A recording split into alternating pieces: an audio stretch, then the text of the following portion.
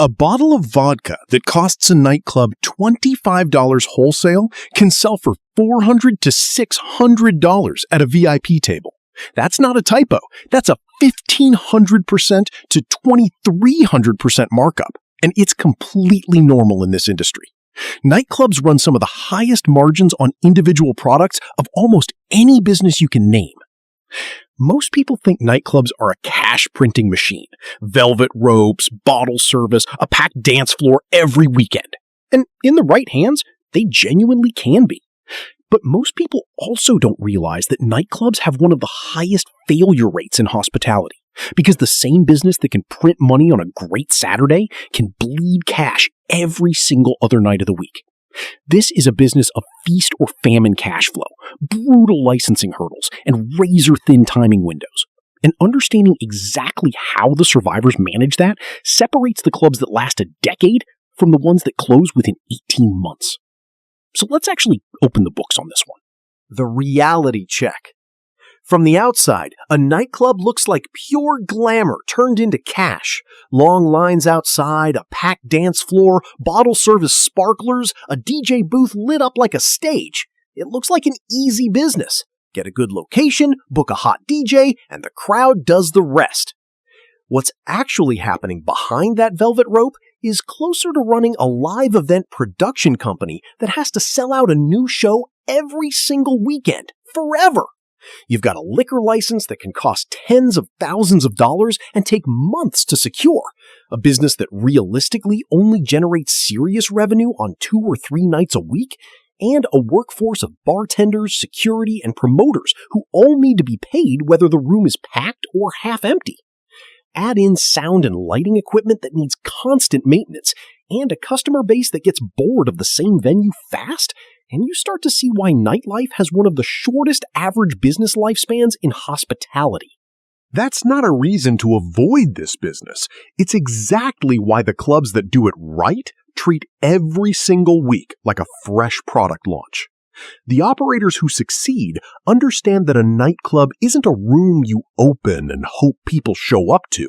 It's a brand you have to actively market and reinvent constantly to stay relevant. But here's what the numbers actually look like. Chapter 1. Startup Costs. Opening a nightclub is expensive in ways that surprise almost everyone who's only seen the finished product. In a major U.S. city, total startup costs for a mid-sized nightclub typically run $500,000 to $1.5 million, with prime locations in cities like New York, Miami, or Los Angeles pushing that number well past $2 million once you factor in real estate premiums. The liquor license alone can be a massive line item, depending on the market. In some U.S. states and cities, a full liquor license can cost anywhere from $15,000 to over $300,000 in areas with capped or limited license availability, like parts of New York City, where licenses are sometimes purchased on a secondary market from an existing holder rather than issued fresh by the state. In the UK, a premises license through the local council is comparatively cheaper, often a few £1,000s, but comes with strict conditions on hours, capacity, and noise that can take months to negotiate. Sound systems, lighting rigs, and a proper DJ booth are non-negotiable in this business, since the audio-visual experience is the actual product being sold. A professional-grade sound and lighting package for a mid-size venue typically runs $150,000 to $400,000.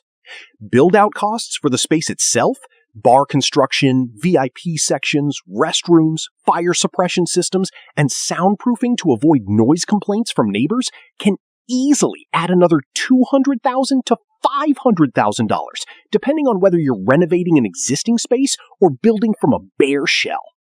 Here's what most people miss. Initial inventory and opening night marketing budgets get overlooked constantly by first-time operators. A well-funded opening needs a serious promotional budget, often $20,000 to $50,000 for the first few weeks alone, because a nightclub's entire reputation gets set in its first month, and a week opening can be nearly impossible to recover from in a market with this much competition for attention. Chapter 2. Revenue Streams. A nightclub doesn't make money one simple way. It stacks several revenue lines, and the smart ones lean hard into the highest margin categories.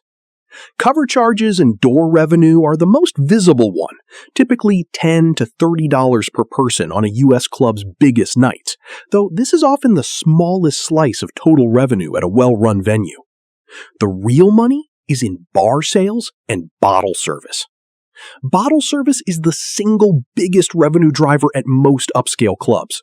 A bottle that costs the venue $20 to $40 wholesale routinely sells for $300 to $800 at a table, and busy clubs can move dozens of bottles on a single Saturday night. General bar sales, individual drinks at the main bar, carry markups that are still extremely healthy by any industry standard, typically 300% to 500% over pour cost, which is why bar sales alone can represent 60 to 70% of total nightly revenue at many clubs. Event and promoter partnerships add another layer. Many clubs bring in outside promoters who guarantee a certain crowd size in exchange for a cut of the door or bar sales, effectively outsourcing part of the marketing risk in exchange for sharing revenue. Private event rentals, corporate parties, and brand partnership nights, where a liquor or energy drink brand sponsors an evening in exchange for exclusive pouring rights, have become a meaningful secondary revenue stream for clubs looking to fill slower weeknights. Here's the number that surprises most people. A genuinely well-run nightclub can generate 80% or more of its entire weekly revenue across just 2 nights, typically Friday and Saturday, which is exactly why the entire business model has to be built around maximizing those specific windows rather than treating every night equally. Chapter 3. Operating costs. Now to what actually eats into all that revenue. And this is where nightlife gets genuinely brutal for operators who aren't disciplined. Rent in a prime nightlife district is a massive fixed cost, regardless of how many nights a week you're actually profitable. A venue in a high-traffic entertainment district in a major US or UK city can easily run $15,000 to $50,000 a month, and that bill comes due whether Tuesday night drew 20 people or 200. Staffing costs are significant and highly variable. Bartenders, security, coat check, and door staff on a busy weekend night can mean 20 to 40 plus employees working simultaneously, and security in particular has become a growing cost as insurance requirements and liability concerns around alcohol service and crowd safety have increased across most major markets. Insurance itself, liquor liability coverage in particular, is a serious ongoing cost, since serving alcohol to a large crowd carries real legal exposure if something goes wrong. DJ and talent booking fees vary wildly by market and reputation. A resident DJ might cost a few $100s a night, while a nationally recognized headliner booked for a special event can cost anywhere from $5,000 to well over $50,000 for a single appearance, depending on their draw. Utilities, sound and lighting maintenance, and licensing renewals round out the picture. And here's the retention hook worth remembering.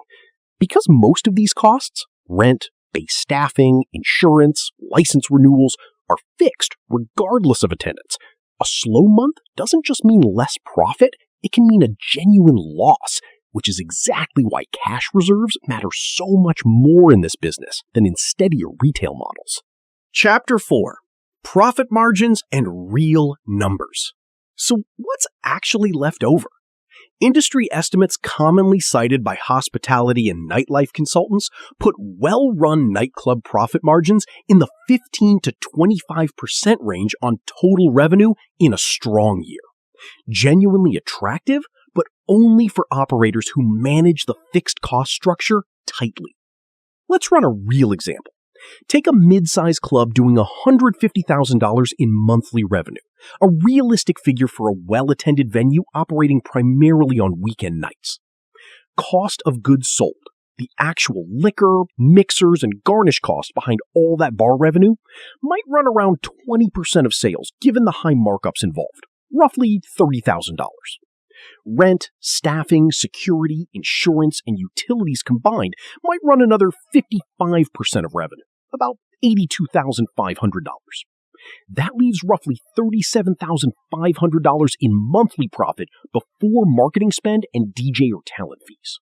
Subtract a realistic marketing and talent budget, typically 5 to 7% of revenue for a club that's actively promoting itself, around $9,000, and you land at roughly $28,500 in monthly net profit, an operating margin just under 19%, right in line with industry norms. Here's what separates a mediocre month from an outstanding one. Driving up average spend per guest through stronger bottle service sales matters far more than simply packing more bodies through the door. Push average per guest spend up by even 15% through better VIP table conversion while keeping costs flat, and that same club can add $15,000 to $20,000 in additional monthly profit, almost entirely because fixed costs don't move with that extra spending. Chapter 5. Risks and what makes someone succeed or fail. Now, the honest part. This business has real pressure points, and they're worth naming clearly. Trend risk is enormous. Nightlife is a fashion business as much as a hospitality one, and a club that's the hottest spot in town this year can be forgotten within 18 months if it doesn't keep reinventing itself. Licensing and regulatory risk is constant too. A single serious incident, whether it's a fight, an over-serving complaint, or a noise violation, can trigger license suspension or costly legal battles that shut a venue down for weeks or permanently. Weeknight dead zones are another real challenge. Most clubs simply can't fill a Tuesday or Wednesday, no matter how good the venue is, which means 5 or 6 nights a week can quietly drain cash, while only 2 nights generate the bulk of revenue. But here's what actually separates operators who thrive from ones who close within a couple of years. Relentless reinvention and genuine relationship building with promoters and regulars. The clubs that last treat their weekly lineup and theme nights like a content calendar, constantly refreshing the experience so the same crowd keeps coming back instead of drifting to the next new opening. They also build real relationships with promoters who bring reliable, high-spending crowds, and they treat compliance and security as a genuine competitive advantage rather than a cost to minimize, since a clean track record with local licensing authorities becomes incredibly valuable over time. The operators who struggle usually made one of 2 mistakes. They underestimated how much cash reserve they needed to survive the inevitable slow months, or they let the venue go stale, relying on its early buzz instead of continuously refreshing the experience. This is a business built for people who think like producers, running a new show every weekend, not people looking for a passive investment. Everything here is general business education, not financial, legal, or investment advice. If you're seriously exploring nightclub ownership, you'd want a hospitality attorney familiar with local liquor licensing, an accountant experienced in cash-intensive businesses, and a realistic feasibility study before committing any capital. What's clear from the numbers is that a nightclub isn't a business built on a good opening night alone. It's a high-margin, high-risk operation where the winners are the ones who treat constant reinvention and disciplined cost control as seriously as they treat the party itself. So here's my question for you. Would you rather own a high-margin, high-risk business like a nightclub or a steadier, lower-margin business with more predictable income? Tell me what you would choose and why in the comments.